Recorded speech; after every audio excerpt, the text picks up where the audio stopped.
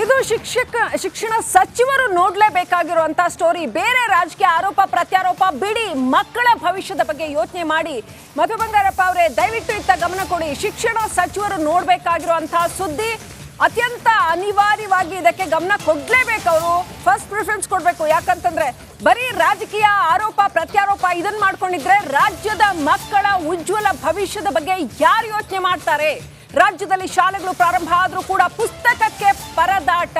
ಪಠ್ಯ ಪುಸ್ತಕಗಳಿಲ್ಲದೆ ಮಕ್ಕಳ ವಿದ್ಯಾಭ್ಯಾಸಕ್ಕೆ ತೊಂದರೆ ಆಗ್ತಾ ಇದೆ. ಜೂನಲ್ಲಿ ಶುರುವಾಗಿ ಜೂನ್ ತಿಂಗಳು ಮುಗಿತಾ ಬಂತು, ಇನ್ನೂ ಕೂಡ ಪಠ್ಯ ಪುಸ್ತಕ ಸಿಕ್ಕಿಲ್ಲ. ಹಾಗಾದ್ರೆ ಟೀಚರ್ ಸಿಲೆಬಸ್ ಯಾಕೆ ಕಂಪ್ಲೀಟ್ ಮಾಡ್ತಾರೆ? ಮಕ್ಕಳು ಏನನ್ನ ಓದ್ತಾರೆ? ಎಷ್ಟು ಬೇಜವಾಬ್ದಾರಿತನವನ್ನ ಮೆರೀತಾ ಇದೆ ಸರ್ಕಾರ, ಶಿಕ್ಷಣ ಇಲಾಖೆ. ಜೂನಲ್ಲಿ ಶಾಲೆಗಳು ಆರಂಭ ಆಗಿದೆ, ಶಿಕ್ಷಣ ಸಚಿವರಿಗೆ ಇದರತ್ತ ಗಮನ ಕೊಡೋದಕ್ಕೆ ಟೈಮೇ ಇಲ್ವಾ? ಹಾಗಿದ್ರೆ ಇನ್ನೂ ಕೂಡ ಪಠ್ಯ ಪುಸ್ತಕಗಳೇ ಲಭ್ಯವಿಲ್ಲ ಸರ್ಕಾರಿ ಶಾಲೆಗಳಲ್ಲಿ.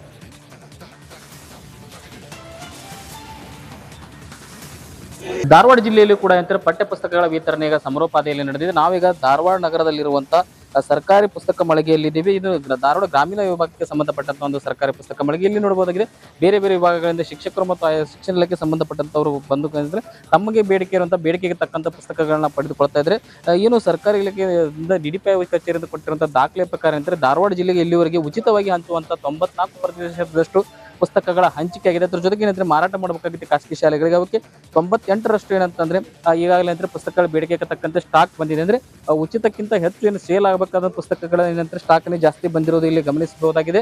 ಪ್ರಮುಖವಾಗಿ ಏನಂದ್ರೆ ಎಷ್ಟೋ ಕಡೆಗಳಲ್ಲಿ ಪಾರ್ಟ್ 2 ನ ಪುಸ್ತಕಗಳು ಹೆಚ್ಚಿಗೆ ಬಂದು ಭಾಗ 1ರ ಪುಸ್ತಕಗಳು ಕೂಡ ಸಿಗ್ತಾ ಇಲ್ಲ ಅನ್ನೋ ಒಂದು ಆರೋಪ ಎಷ್ಟೋ ಶಾಲೆಗಳಿಗೆ ಕೇಳಿ ಬರ್ತಾ ಇದೆ. ಪ್ರಮುಖವಾಗಿ ಮೊದಲ ಹಂತದಲ್ಲಿ ಏನಂದ್ರೆ ಜೂನ್ ಆರಂಭದಿಂದ ಕಲಿಸಬೇಕಾಗಿದ್ದು ಪಾರ್ಟ್ 1 ಕಲಿಸಬೇಕಾಗುತ್ತೆ. ಈ ವರ್ಷದಿಂದ ಸರ್ಕಾರ ಇರುವಂತಹ ವಿಷಯಗಳಲ್ಲಿ ಏನಂದ್ರೆ ಪಾರ್ಟ್ 1 ಮತ್ತು ಪಾರ್ಟ್ 2 ಅಂತ ವಿಂಗಡಣೆ ಮಾಡಲಾಗಿದೆ.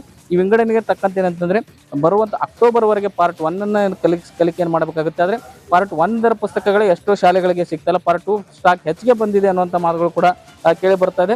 ಇದರ ಜೊತೆಗೆ ಏನಂತಂದ್ರೆ ಸರ್ಕಾರದಿಂದ ನೀಡಿರುವಂತಹ DDPI ಕಚೇರಿಯಿಂದ ನೀಡುವಂತಹ ದಾಖಲೆಗಳು ನೋಡೋದಾದ್ರೆ ಅಂದ್ರೆ ಉಚಿತವಾಗಿ ಧಾರವಾಡ ಜಿಲ್ಲೆಗೆ ಬೇಕಾಗಿರುವಂತಹ ಪುಸ್ತಕಗಳ ಸಂಖ್ಯೆ ಅಂದ್ರೆ 29,48,000 ಪುಸ್ತಕಗಳು ಬೇಕಾಗುತ್ತೆ. ಅದರಲ್ಲಿ ಈಗಾಗಲೇ 27,87,000 ಪುಸ್ತಕಗಳು ಬಂದಿದ್ದು, ಏನು DDPI ಹಂತದಲ್ಲಿ ಏನು ಹಂಚಿಕೆ ಆಗ್ತಾ ಇದೆ, ಹಂಚಿಕೆ ಆದ ಬಳಿಕ ಏನಂತಾರೆ DDPI ಹಂತದಲ್ಲಿ ವಿತರಣೆ ಸ್ವಲ್ಪ ಸ್ಲೋ ಆಗ್ತಾ ಇದೆ ಅನ್ನೋ ಒಂದು ಮಾತುಗಳು ಕೂಡ ಕೇಳಿ ಬರ್ತಾ ಇದೆ. ಇದಕ್ಕೆ ಏನಂತಾರೆ ಇನ್ನೊಂದು ಕಡೆ ನೋಡೋದಾದ್ರೆ ಏನಂತಾರೆ ಈಗ ಇನ್ನೂರವರೆಗೆ ಹಂಚಿಕೆ ಆಗಿದ್ದು ನೋಡೋದಾದ್ರೆ ಉಚಿತವಾಗಿ ಧಾರವಾಡ ಜಿಲ್ಲೆಯಲ್ಲಿ 88% ಆಗಿದೆ. ಮತ್ತು ಜೊತೆಗೆ ಅಂದ್ರೆ ಮಾರಾಟ ಮಾಡಬೇಕಾಗುತ್ತೆ ಪುಸ್ತಕಗಳನ್ನ ಖಾಸಗಿ ಶಾಲೆಗೆ, ಅದು 96% ಆಗಿದೆ ಶೇಕಡ.